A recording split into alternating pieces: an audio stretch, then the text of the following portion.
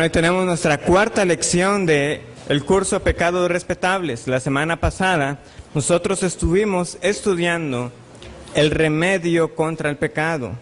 El remedio contra el pecado. Es decir, iniciamos con la siguiente consideración. Cuando nosotros vemos grandes testimonios que han pasado o prevalecen a través del paso de los años, como John Newton, el escritor de Sublime Gracia, o el mismo testimonio de Pablo que tenemos en la Escritura. Un hombre que iba persiguiendo a la iglesia, respirando amenazas y que en ese mismo momento tuvo un encuentro con el Señor Jesucristo. Y ellos van luego a narrar sus vidas y vemos cómo se declaran al final: oh pecador, soy el primero de los pecadores, diría Pablo. Y este hombre que mencionamos, el autor de Sublime Gracia, va a decir: yo solo sé dos cosas, que soy un gran pecador, pero Cristo es un gran Salvador, aún al final de sus días. Es decir, a pesar de que fueron rescatados de grandes pecados groseros, evidentes para todos, aún ellos seguían reconociendo que tenían que luchar contra el pecado. Y esa es la realidad que a nosotros nos toca vivir también. Nosotros no habremos tenido un pasado, la gran mayoría de nosotros, como el que estas personas tuvieron. Pero al igual que ellos, hemos ofendido a Dios con nuestros pecados. Es decir, nuestros chismes, nuestros robos, nuestras mentiras, todas ellas son igualmente ofensivas a Dios, porque hemos quebrantado su ley. Al mismo dador de la ley es a quien hemos ofendido. Entonces, ¿cuál es la esperanza para nosotros? ¿Cuál fue la esperanza para ellos? Es la misma. Es el Evangelio predicado en nuestras vidas. No fue solamente para el día que creímos. Es recordar el mensaje central del Evangelio, que hay perdón del pecado y hay libertad del pecado por medio de la obra de Cristo. No solamente hemos sido limpios de la culpa, también se nos ha prometido libertad, de que Él ya no va a enseñorear sobre nosotros. Y vimos ejemplos, por ejemplo, reflejados en la himnología, en varios cantos que nosotros tenemos acá. Roca de la Eternidad habla de una doble cura, de la culpa y del poder. Y vimos en otros cantos como A combatir resuena la guerrera voz del buen Jesús, que hoy llamando está. ¿Y por qué? Porque Él va con nosotros en la batalla, no estamos solos además. Y así muchos otros que consideramos. Y este Evangelio, es decir, este mensaje que abarca la obra completa de Cristo, Dios encarnado, que vino y vivió una vida de perfecta obediencia, y que además murió y resucitó, y que ahora está intercediendo por nosotros.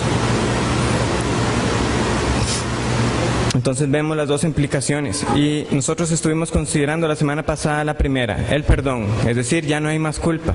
Y hoy vamos a estudiar el poder, no más dominio del pecado. Y esta es la doble realidad que yo les dije que se había reflejada. Pero vamos a repasar un poco los puntos, como esas guías que yo les mencioné. ¿Cómo es que el Evangelio es un remedio contra el pecado? Vimos que estarnos recordando el Evangelio es como tener un rastrillo, algo que está arando constantemente en nuestros corazones. Porque al predicarnos el Evangelio tenemos que recordar que es una buena noticia, porque antes que fuera una buena noticia, tenía que dársenos una mala noticia, y esta era que estábamos muertos en nuestros delitos y pecados. Y estar recordando el Evangelio, recordar de qué fui salvo, y que constantemente va a examinar mi vida. Además me libera para enfrentarlo. ¿Por qué? Porque este es el gran mensaje que trastorna al mundo, de que siendo aún pecadores, Cristo murió por nosotros, y de que ahora somos libres, de que no hay pecado ahora que Dios vaya a juzgar, porque ya todo Cristo lo pagó. Y ahora ya entonces estoy con la gran libertad de saber de que lo que me sigue es una lucha no para ganar el favor de Dios, sino como resultado del favor de Dios. Y yo soy libre entonces ahora para enfrentarlo. ¿Por qué? Porque ya he sido cambiado de amo. Ya no es el pecado, ahora es Cristo. Y tercero, me motiva y me fortalece para lidiar con Él. O como dijimos, bíblicamente hablando, para hacer morir las obras de la carne. Para hacerlo morir. Y como mencionamos, esta lucha no es opcional. Sin embargo, el estar recordando el Evangelio es lo que nos va a motivar a enfrentarlo. Porque luchar sin la motivación adecuada va a hacer de que seguir los mandamientos de Dios sean gravosos, sean pesados. Como, bueno, tengo que hacer esto porque, y volver a todos los errores que ya mencionamos acerca de la santificación. Pero cuando recordamos el Evangelio, el mensaje de gracia que este es, ¿cómo no voy a agradar a aquel a quien me rescató? Entonces, apegarme a lo que la Escritura dice ya no es ninguna imposición, es un privilegio. Entonces, ¿cómo predicarnos el Evangelio? Si estamos diciendo debemos predicarnos el Evangelio, debemos recordarnos el Evangelio. Esta fue una propuesta de cómo hacerlo. Si reconocemos que el Evangelio es para pecadores, por tanto, nosotros debemos empezar el día reconociendo que a pesar de ser un santo, de que hemos sido apartados para Dios, aún todos los días yo sigo pecando. Que pecamos de palabra, que pecamos con los motivos por los cuales hacemos las cosas, pecamos de hecho y pecamos también por aquello que no hacemos, porque todo aquel que sabe hacer lo bueno y no lo hace, le es pecado. Entonces, de todas maneras pecamos. He sido apartado, sí, esa es la gran realidad. Mis pecados no van a cambiar esa realidad. Pero yo debo iniciar el día reconociendo que no he vivido como se espera que viva un santo de Dios. Entonces, somos llamados ahora ¿qué? A arrepentirnos y a aplicar las promesas de la Escritura que Dios nos ha perdonado. Tan lejos como está el oriente del occidente. Yo así no me acordaré de vuestras transgresiones. Así las he hecho a un lado. Las he arrojado al fondo del mar. Una vez más, recordar que en Cristo, por fe, hay perdón.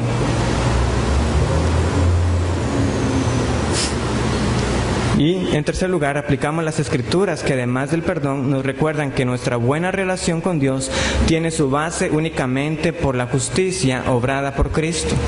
Es decir, ¿por qué es que podemos decir de que esos pecados han sido echados a lo profundo del mar? Por lo que Cristo hizo, una vez más, no por lo que yo he hecho. Todos los pasajes de la Escritura a los cuales nosotros acudimos por perdón. Bienaventurado el varón cuya transgresión ha sido perdonada. Todos esos pasajes, aunque no lo digan explícitamente, sabemos, teniendo ya el panorama completo de la Escritura, que ha sido gestado por lo que el Señor hizo. Todo perdón de Dios tiene como base lo que Cristo hizo, únicamente. Entonces vamos a iniciar con el poder del Espíritu Santo, porque hemos dicho, ya hemos sido limpios de la culpa del pecado, pero recordemos la doble cura. Hemos sido también libertados del dominio del pecado, y eso nos lleva a considerar una realidad en nuestras vidas. Entonces vamos a buscar Romanos capítulo 6.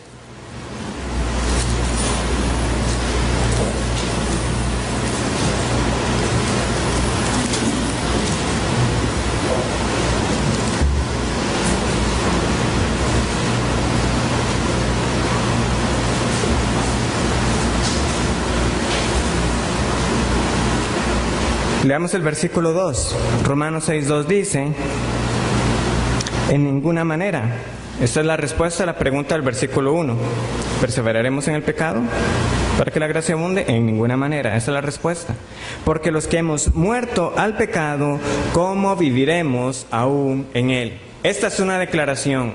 Todo aquel que está en Cristo ha muerto al pecado. Pero queda algo pendiente que nosotros debemos entonces estarnos cuestionando. ¿Cómo es que ahora que somos muertos al pecado, realmente cada día yo tengo que estar lidiando contra aquello que codicio? Que yo paso codiciando cosas que no necesito, que hago de cosas materiales un ídolo, que me he vuelto impaciente muchas veces, que he alojado resentimientos contra alguien, que gasto mi tiempo de forma irresponsable, ya sea en el internet o yendo a tiendas para simplemente ver aquello que no puedo comprar, o de muchas otras formas. Entonces, ¿qué es lo que sucede? Que se nos declara que somos muertos al pecado y sin embargo nosotros tenemos todavía una realidad de que tenemos que luchar contra él. Vean lo que nos dice el pasaje más adelante. Versículo 12. No reine pues el pecado en vuestro cuerpo mortal, de modo que lo obedezcáis en sus concupiscencias, es decir, en sus deseos. No reine pues el pecado en vuestro cuerpo mortal. Pero un momento, si Pablo ya en el versículo 2 nos declaró que estábamos muertos a él, ¿cómo es que ahora en el versículo 12 nos dice que no reine? Si ya está muerto, ¿cómo es que ahora puede sugerir de que pueda llegar a reinar? ¿Qué es lo que está pasando? Y esta es la realidad a la que nos tenemos que enfrentar. Que aunque destronado, aunque ya el pecado no es el Señor de nuestras vidas, aún tiene un poder para estar afectando nuestro andar diario, que busca ejercer un control. Por eso dice Pablo que no reine, no que en efecto pueda reinar, porque leemos en el versículo 14 que está garantizado que eso no va a suceder, porque el pecado no se enseñoreará de vosotros, pues no estáis bajo la ley, sino bajo la gracia.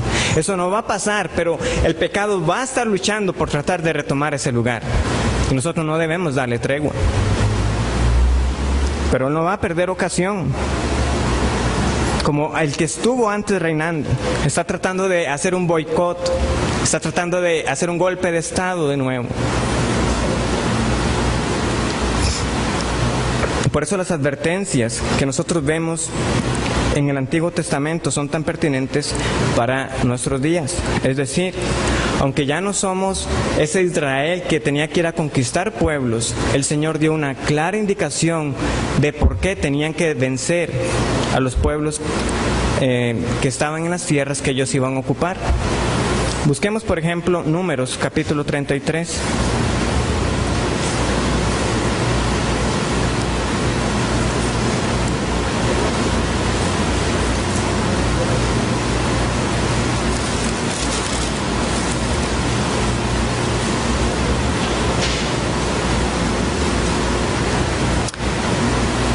Números 33, después de que se nos describen ese recorrer del pueblo de Israel, hay una instrucción clara en el versículo 52.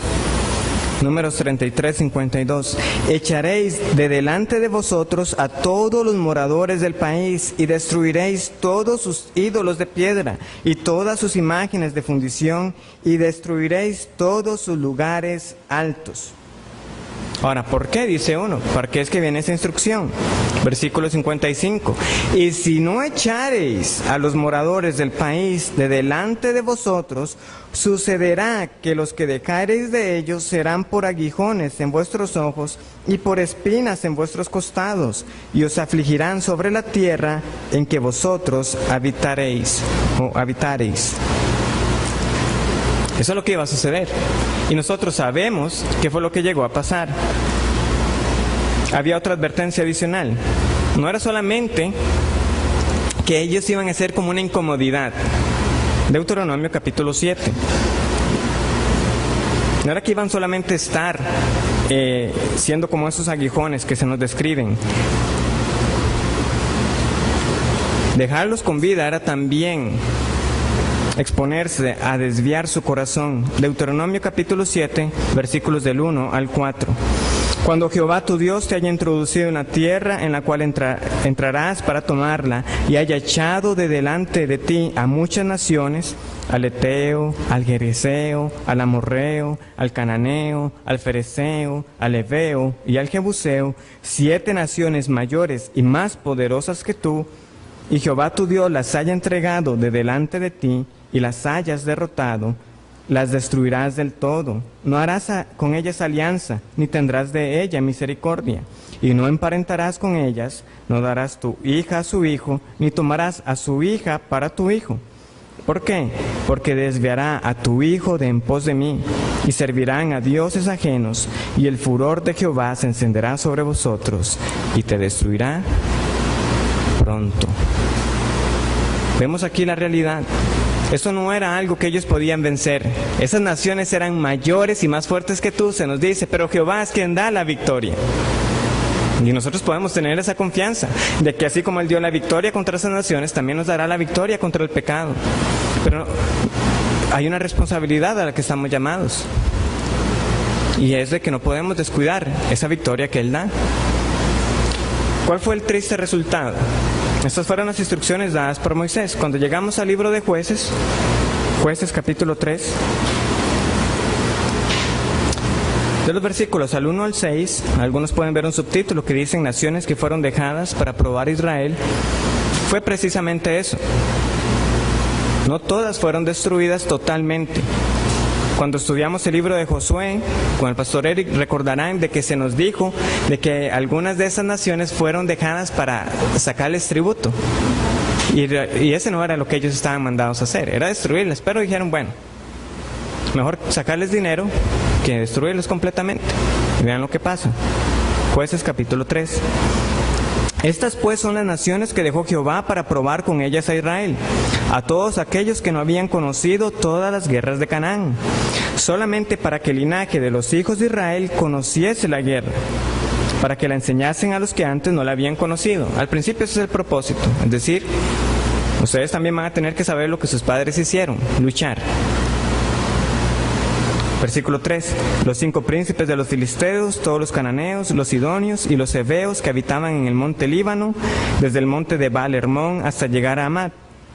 Pero veamos el otro propósito, versículo 4. Y fueron para probar con ellos a Israel, para saber si obedecerían a los mandamientos de Jehová que él había dado a sus padres por mano de Moisés.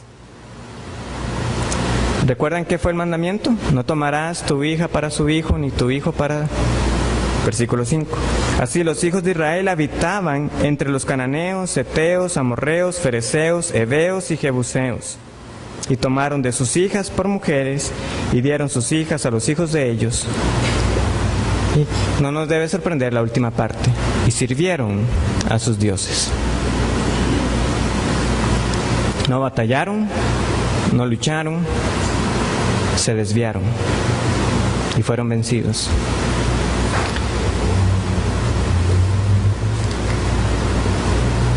Entonces, ¿qué pasa? Con nuestra experiencia, nosotros también tenemos una lucha diaria que nos lleva a preguntarnos si el Evangelio realmente también contempla este aspecto del poder del pecado, es decir, ese poder que vemos que constantemente está buscando atraernos hacia lo mundano, de atraernos hacia aquello que desagrada a Dios. Y eso parece cierto todavía más en estos pecados respetables o sutiles que hemos estado mencionando. Y es que son tenaces, hermanos. Nosotros tenemos que cuidarnos todos los días de lo que vemos. Tenemos que cuidarnos todos los días de lo que oímos, de todos los días de lo que hablamos, todos los días de dónde andamos. Es que esto no es de un solo día. Por eso es que se nos tiene que recordar que esto es una batalla. No hay un día de tregua. El pecado no tiene tregua. No habrá un día que no salga un nuevo anuncio que no tengamos que ver. No habrá día que no haya una conversación de la que nosotros mejor dijéramos, mejor de esta conversación no participo. No habrá día en la cual yo tenga que pensar 2 veces antes de hablar y de ser mejor de pocas palabras. No habrá día que eso no pase. Y el día que no somos cuidadosos en eso es cuando diremos, otra vez pequé con mi boca, otra vez pequé con mi vista, otra vez pequé con lo que escuché y contaminó mi mente, y otra vez pequé por andar donde no tenía que andar.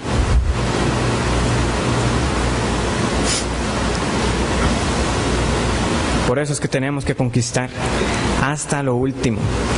Hay que seguir luchando y luchando y luchando hasta que no quede nada. Si nosotros nos relajamos como ellos se llegaron a relajar, vamos a pagar unas consecuencias muy amargas. Vimos que no fueron fieles en cumplir lo que el Señor les había dicho. No tomen a sus hijas para sus hijos, ni a sus hijos para sus hijas, porque los desviarán, y fueron desviados. Pero dicho de esta manera, parece que todo está puesto solamente en nosotros. Ok, soy yo el que estoy mandado a luchar, sí, pero no soy mandado a luchar solamente en mis fuerzas. Gálatas 5:16.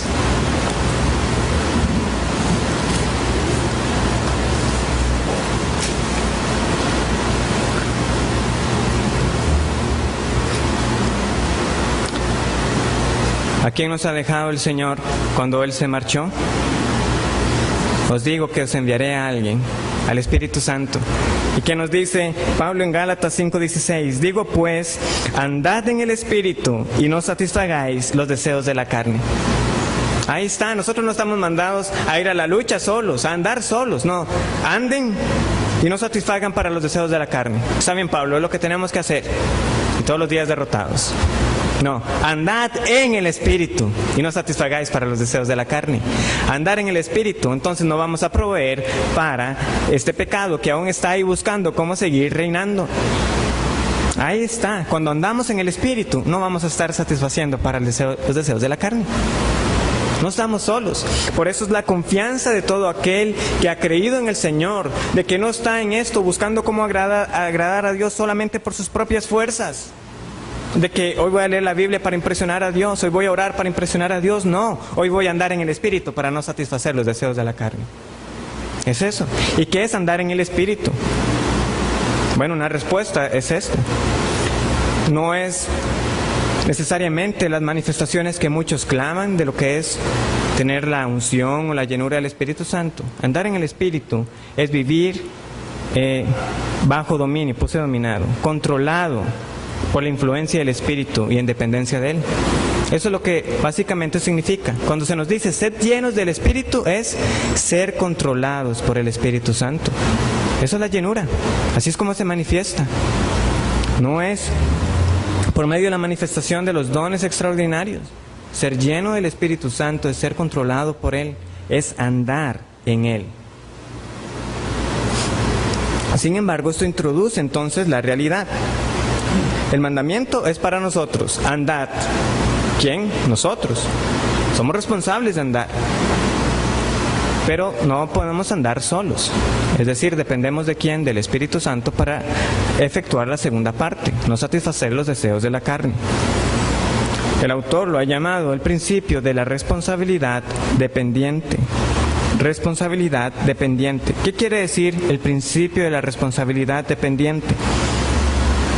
Nosotros somos responsables ante Dios de obedecer su palabra, de dar muerte a los pecados en nuestras vidas, sean pecados sutiles o no sutiles. O sea, nosotros seremos responsables ante Dios por eso. Somos nosotros los llamados a obedecer. Pero viene la segunda parte, dependiente. ¿Por qué? Porque al mismo tiempo nosotros no tenemos la capacidad dentro de nosotros mismos para llevar a cabo esa responsabilidad. Somos de hecho totalmente dependientes del poder capacitador del Espíritu Santo. Somos dependientes del poder capacitador del Espíritu Santo. Por eso somos responsables y dependientes a la vez. Nosotros no vamos a llegar a la perfección en esta vida. Sin embargo, sí se va a ver un progreso. ¿Por qué? Porque al andar en el Espíritu dejaremos de estar satisfaciendo los deseos de los pecados. Siempre va a haber progreso. El que comenzó la buena obra la perfeccionará, la madurará, la completará. O sea, el progreso está garantizado. Aunque haya días que parezca que no hay progreso, si el Espíritu Santo mora en nosotros, Él está trabajando en nosotros. Y eso es lo que debe motivarnos en esos días que yo no veo cómo esté avanzando, yo no veo cómo ese pecado esté siendo mortificado. Si estás en el Señor, tienes el Espíritu del Señor, Él está trabajando en uno. ¿Sabes? Esa es nuestra confianza. Y esta obra de renovación involucra a toda la Trinidad. Hay veces que se nos dice que es el Padre, Filipenses 1:6, el que comenzó la buena obra. Es Él quien está ahí. A veces es el Señor Jesucristo. Pero sin duda el Padre y el Hijo obran por medio del Espíritu que mora en nosotros. 1 Corintios 6:19. Somos templo del Espíritu Santo. Entonces, cuando se nos dice que Dios perfeccionará hasta el fin, eso lo va a hacer por medio del Espíritu que Él nos ha dado. Cuando es el Señor Jesucristo, es por medio del Espíritu que Él nos ha dado. Él nos guiará a toda verdad. Entonces, ¿cuál es la obra del Espíritu Santo? ¿Cuál es este poder del Espíritu Santo que ahora nosotros tenemos en nuestras vidas? Uno de los pasajes más claros sobre la obra del Espíritu Santo es Juan, capítulo 16. Vamos a buscarlo.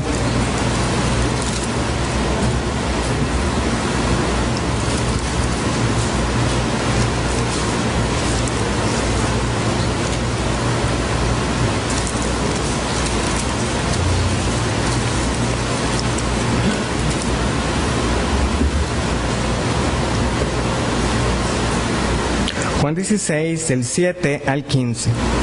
Dice así: pero yo, esto es Cristo, os digo la verdad. Os conviene que yo me vaya, porque si no me fuera, el Consolador no vendría a vosotros.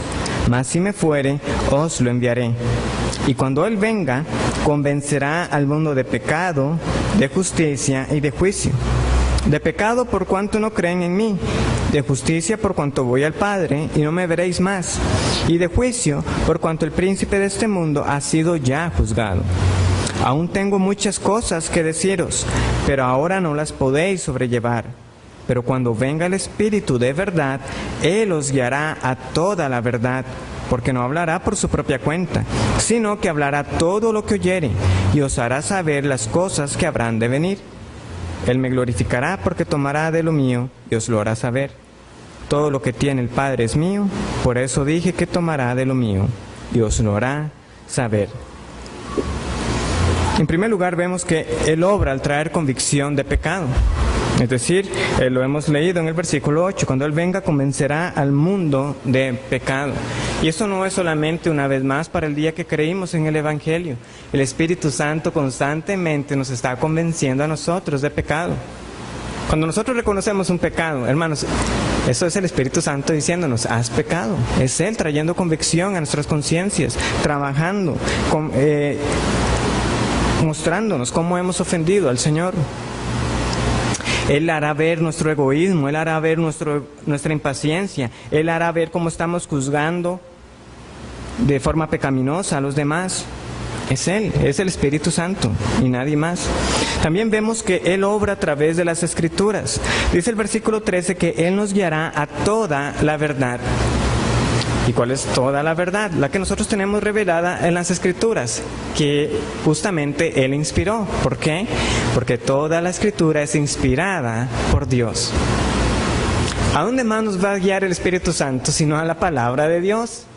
Él va a obrar por medio de la Escritura. Él la inspiró y toda la verdad que Cristo nos está hablando Él los va a llevar aquí mismo, no los va a llevar a algo que yo no haya dicho. Aquí es donde el Espíritu Santo también va a trabajar. Este es el poder de Él.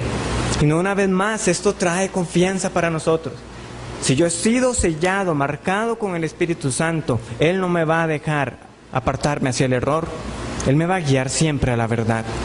Por eso es que decimos, todos los que son del Señor vendrán al conocimiento de la verdad, porque el Espíritu Santo los guiará. Aún nos irá dando más luz con respecto a algunas cosas, pero algo podemos estar ciertos: Él no va a dejar que alguien se aparte para perderse. Esa es su obra, por medio de la Escritura llevarnos a toda verdad. En tercer lugar, también por medio de nuestras conciencias, tráele memoria pecados. Es decir, conforme Él va sensibilizando nuestras conciencias, habrá cosas que nosotros pudieron haber pasado meses o años. Un momento, yo aquel día yo pequé. ¿Y qué hace uno? Pues va y lo confiesa. O va y pide perdón. Esa es la obra del Espíritu Santo. Él trae a veces a la memoria pecados. Y nos hace ver cómo un pecado sutil que no habíamos estado trabajando sobre él, podemos ver sus manifestaciones conforme pasa el tiempo. Ah, no, todo ese tiempo yo he estado pecando. Todo ese tiempo lo que he estado haciendo ha sido contra el Señor. Eso es el Espíritu Santo, una vez más.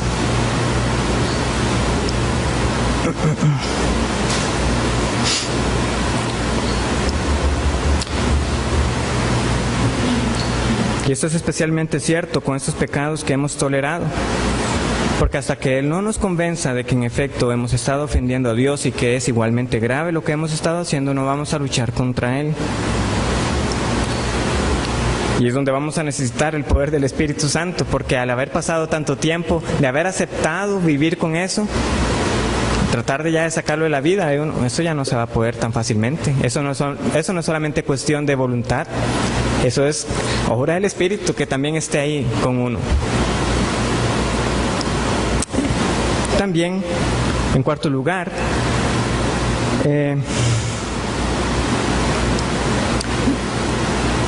nos capacita para que nosotros hagamos morir las obras de la carne. Lo que nosotros leemos en un pasaje que hemos leído ya otras ocasiones, Romanos 8:13, que nos dice: Porque si vivís conforme a la carne, moriréis. Y una vez más, mas si por el Espíritu hacéis morir las obras de la carne, viviréis. Ese es el poder del Espíritu. Él nos capacita para mortificar. Andan en el Espíritu, nos satisfacen. Viven en el Espíritu, las hacen morir. Es lo mismo. Andar en el Espíritu y hacer morir por el Espíritu es lo mismo. El resultado es que mortificamos el pecado y en cambio andamos en luz. Pero cuando decimos esto, también hay que reconocer el aspecto monergista de la obra del Espíritu Santo. ¿Qué es monergista? Uno solo. Es decir, que el Espíritu Santo también trabaja por su propia cuenta. La obra del Espíritu no depende de nosotros.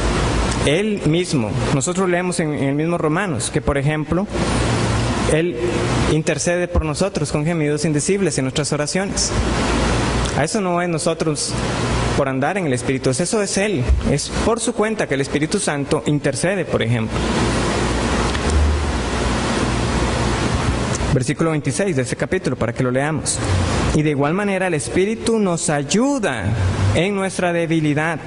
Pues ¿qué hemos de pedir como conviene? No lo sabemos, pero el Espíritu mismo intercede por nosotros con gemidos indecibles. Eso es Él, eso no somos nosotros. Hay que reconocer que no se trata solamente de que nuestro andar en el Espíritu va a amarrar al Espíritu para que haga algo que está llamado a hacer. No, Él actúa siempre, independiente también.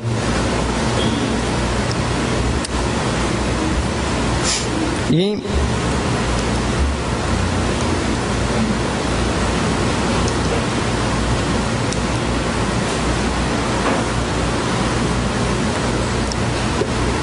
en la última que leemos, por medio de las circunstancias que nos probarán. ¿Qué quiere decir esto de las circunstancias que nos probarán? Que muchas veces el mismo Espíritu Santo nos pondrá en situaciones, en circunstancias que están diseñadas para hacernos crecer espiritualmente. Así como los músculos físicos no se desarrollan si no hay ejercicio, tampoco nuestra vida espiritual va a crecer si no hay circunstancias que la desafíen. Hace unas semanas en una de las predicaciones escuchábamos esto, o esta idea, de que a veces, precisamente porque hay un pecado en el cual trabajar, todo lo que va a ocurrir es para probarnos en esa misma área.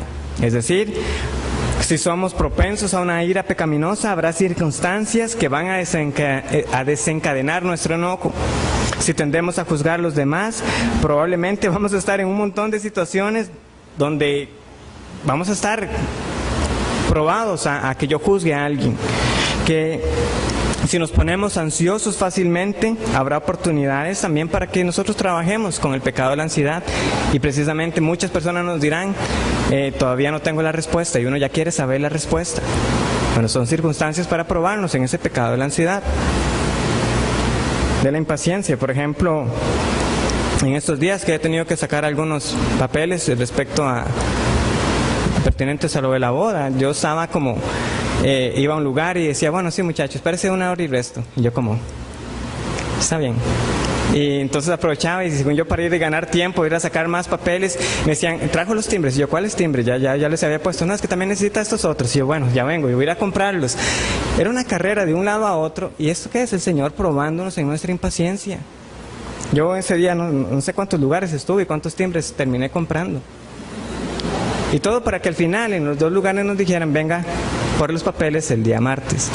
O sea, después, no fue el mismo día, yo ya estaba con la idea que ese mismo día terminaba todo. Y tuve que sacar otro día de permiso para ir a retirarlos.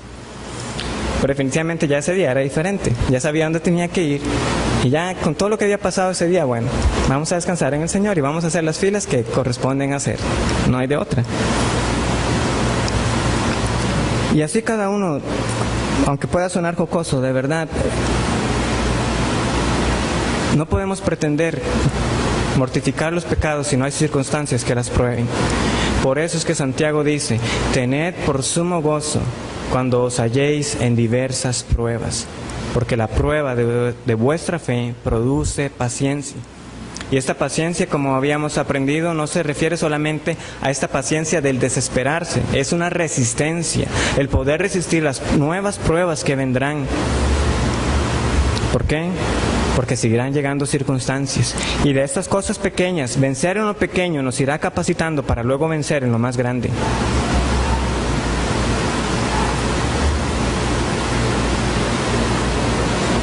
¿Por qué? Porque hoy pudieron ser unos papeles, pero luego podrán ser otros resultados que podamos temer más y que se trate de asuntos de vida o muerte. Pero si he aprendido a descansar en el Señor, yo no me voy a desesperar. Habré mortificado ese pecado. Y cuando decimos esto, por supuesto, es porque lo decimos bajo el entendido de que Dios es soberano. Vamos a Lamentaciones, capítulo 3, 37-38. Lamentaciones después de Jeremías. Lamentaciones 3, 37-38.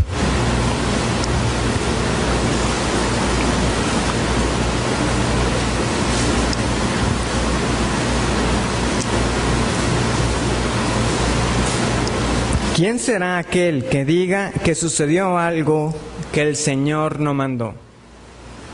¿Quién será aquel que diga que sucedió algo que el Señor no mandó? De la boca del Altísimo no sale lo malo y lo bueno.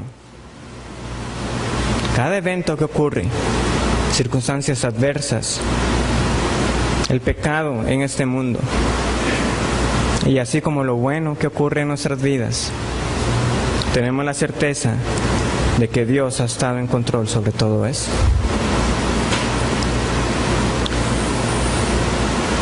Pero cuando decimos y entendemos, porque alguno puede pensar, ¿cómo es esto que sale lo malo de Dios? Nosotros sí tenemos algo bien claro que también la Escritura nos enseña. Esto no quiere decir de que Dios nos está tentando. Es algo muy diferente que hayan circunstancias en nuestra vida que nos prueben, y otra muy distinta son las tentaciones que sabemos que nacen de nuestras concupiscencias, de nuestros malos deseos. Dios no tienta a nadie. Él no puede ser tentado por el mal. Y sin embargo es soberano sobre esas circunstancias de tentación que nos ocurren. O Romanos 8:28, que hemos estado ahí, en este pasaje.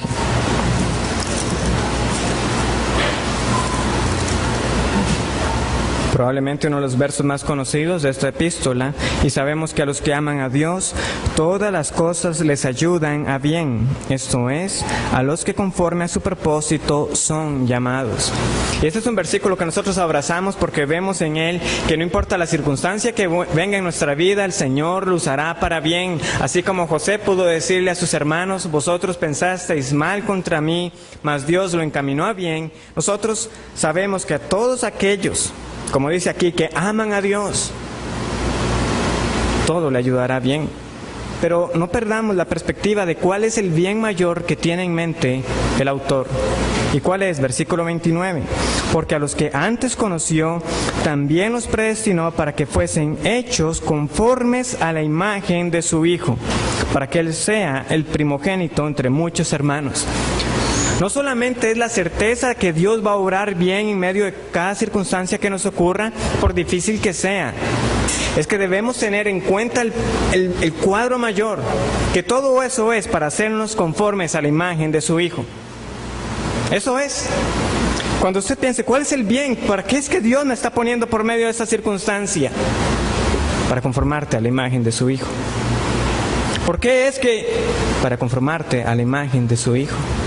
Esa es la certeza que nosotros podemos tener.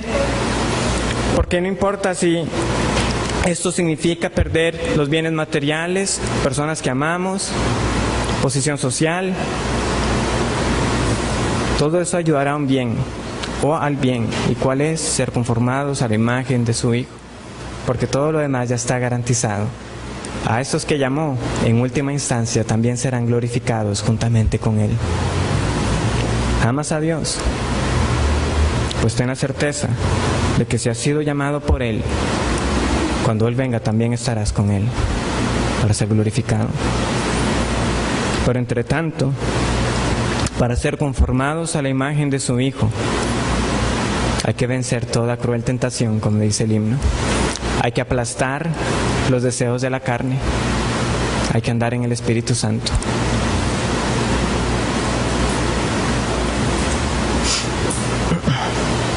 Entonces, ¿qué quiere decir esto? Que el Espíritu Santo está obrando en nosotros a través de nuestras circunstancias para hacernos más como Cristo.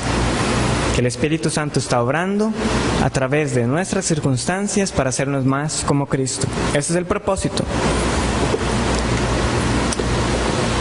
Y entonces podemos ver que en efecto en la Biblia, en particular el Nuevo Testamento, vemos esto desarrollado, de que el Evangelio nos ha dado no solamente el mensaje de ser librados de la culpa del pecado, sino también del dominio.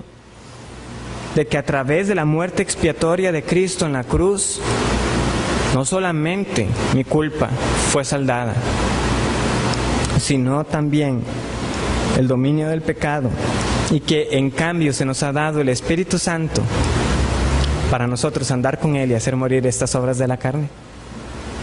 No estamos solos. No es solamente que esto se nos ha dejado a pura voluntad, no. Tenemos ahora el Espíritu Santo.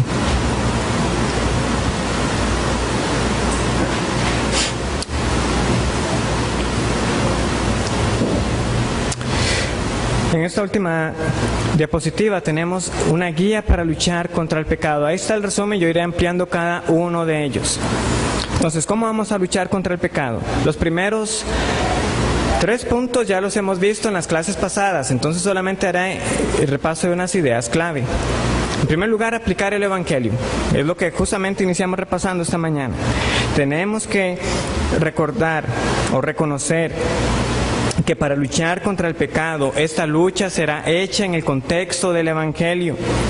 Pero ¿por qué es que somos tan enfáticos con esto? Porque es que tan pronto uno empieza a trabajar en una área específica de pecado, uno rápidamente hace el Evangelio de lado y ya está uno, bueno, ahora soy yo, voy a amarrarme las mangas y aquí voy yo a trabajar, vamos a mortificar este pecado. ¿Y qué estamos haciendo en ese momento? Estamos olvidando el Evangelio, porque esto no es solamente de nosotros. ¿Cómo vamos a olvidar que cuando vamos a luchar contra un pecado, de que si estamos en el Señor, ese pecado contra el que vamos a luchar ya ha sido perdonado? Ya ha sido perdonado. ¿Por qué? Por la obra de Cristo. Recordemos lo que nos dice Colosenses 2, 13 y 14. Y a vosotros, estando muertos en pecados y en la incircuncisión de vuestra carne, Dios os dio vida juntamente con Él, perdonándoos todos los pecados, anulando el acta de los decretos que había contra nosotros, que nos era contraria, quitándola de en medio y clavándola en la cruz.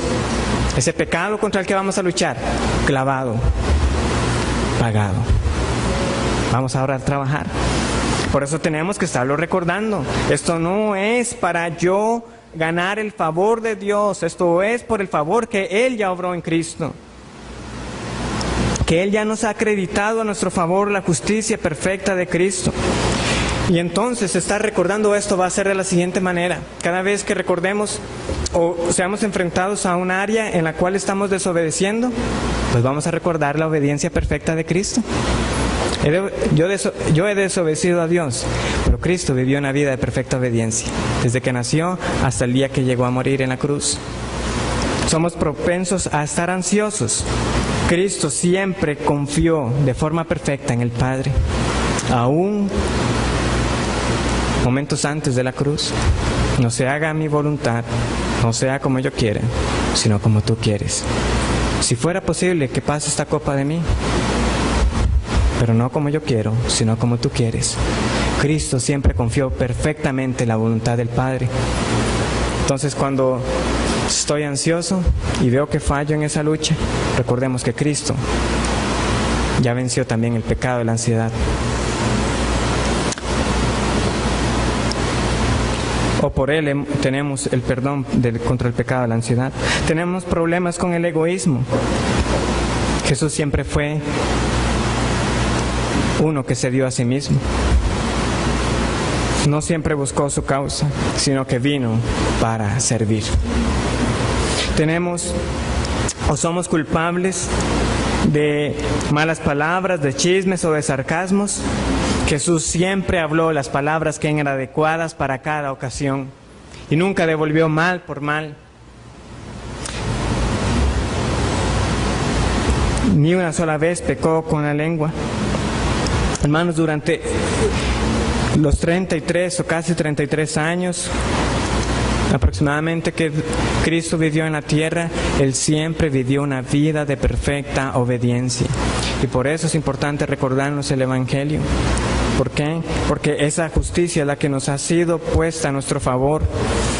Él venció todo pecado, fue tentado como nosotros en cada área. Y culminó esa obediencia siendo obediente hasta la muerte y muerte de cruz, nos dice Filipenses. Entonces, mientras nosotros luchamos para dar muerte a nuestros pecados sutiles, a estos pecados respetables, siempre debemos tener en cuenta esta doble verdad.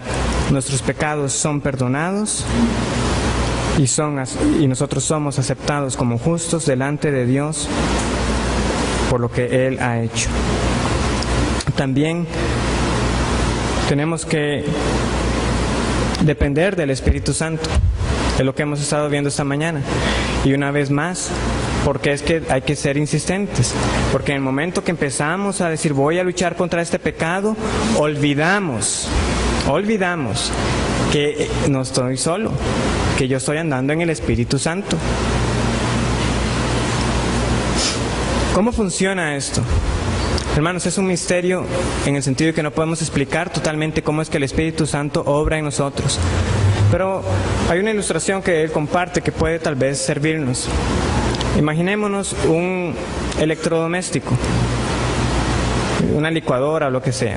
La licuadora está licuando y uno, digamos que es el electrodoméstico, es uno el que está cortando, es uno el que está haciendo la obra, pero esa licuadora sería sin ningún uso si no hubiera una fuente de poder, una corriente que la estuviera alimentando.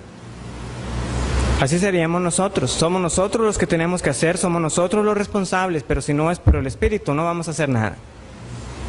Ahora, claramente la ilustración tiene un defecto, porque el Espíritu Santo es más que simplemente un poder, es una persona. Y Él se contrista por nuestro pecado. Entonces tampoco es que debemos ser indiferentes cuando lo cometemos. Entonces por eso es que está el tercer punto, debemos reconocer nuestra responsabilidad, debo estar constantemente recordando, yo soy responsable. En cuarto lugar, tenemos que identificar esos pecados respetables específicos. Y por tiempo, creo que entonces para no correr, voy a terminar con esto. Hemos estado mencionando, y a partir de la otra semana ya vamos a empezar con una lista. Vamos a estudiar algunos pecados ya con nombre. Y yo los invito a que ustedes también hagan este ejercicio de identificar en sus vidas cuáles son estos pecados. Porque no estamos hablando simplemente de una lucha general. Por eso Pablo, en el contexto, eso sí, de la carta de Corintios, él hablaba como de pelear contra la aventura, ¿verdad? Como aquel que lanza golpes al aire. Y si nosotros solo hablamos del pecado en general, de luchar contra el pecado, es como estar golpeando el aire, sin nada específico. Y uno tiene que ponerle nombre. Yo voy a pelear contra esto, yo voy a mortificar esto.